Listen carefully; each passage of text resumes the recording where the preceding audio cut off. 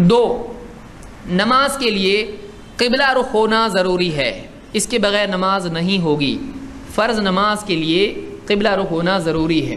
ہاں اگر آدمی سواری پر ہو تو نفل نماز کے لیے وہ سواری پر، جہاں سواری پر ہے اونٹ اس کا جہاں بھی رخ کرے اس کی نفل نماز ادا ہو جائے گی۔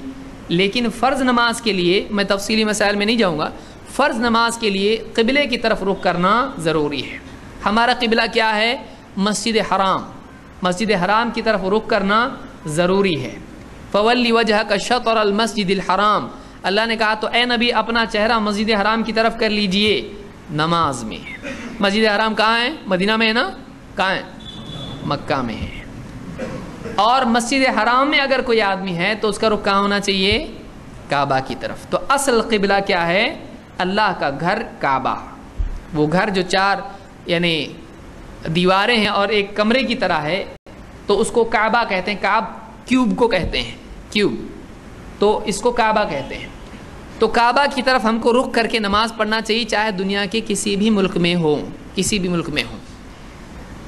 برا ابن عازب رضی اللہ عنہ کہتے ہیں صلینا مع رسول اللہ صلی اللہ علیہ وسلم نحو بیت المقدس، ہم نے نماز پڑھی اللہ کے رسول صلی اللہ علیہ وسلم کے ساتھ نحو بیت المقدس، بیت المقدس یہ کہاں ہے؟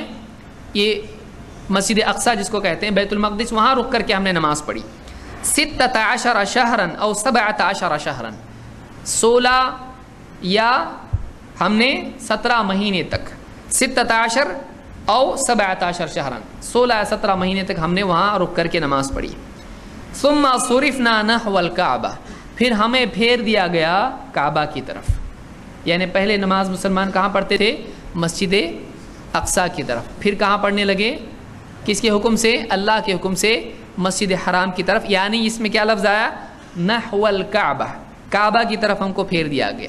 اس حدیث کو امام البخاری اور مسلم دونوں نے روایت کیا ہے۔ اس سے معلوم ہوا کہ بعد میں جو حکم اللہ کی طرف سے آیا وہ کہاں رخ کرنے کا تھا؟ کعبہ کی طرف۔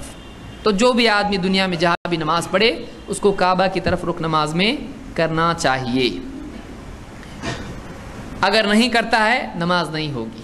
اگر نماز میں کہیں غلطی سے اور رخ تھا اور نماز ہی میں معلوم ہو جائے کہ یہ کعبہ ادھر نہیں ہے، مسجد حرام ادھر نہیں ہے، ہمارے لیے کہاں ہوتا ہے؟ پچھم میں، یا جس کو ویسٹ کہتے ہیں، وہاں پر کعبہ ہوتا ہے، تو ہم کو اس طرف نماز ہی میں رخ کرنا چاہیے، نماز باقی رہے گی، نماز ختم نہیں ہوگی۔ تو نماز ہی میں ہم کو چینج کر لینا چاہیے، لیکن پھر بھی جان بوجھ کے اگر دوسری رخ پڑتا ہے نماز نہیں ہوگی۔ تو یہ پہلی بات معلوم ہوئی نیت کے بعد کہ ہم کو مسجد حرام کی طرف، کعبہ کی طرف رخ کر کے نماز پڑھنا چاہیے۔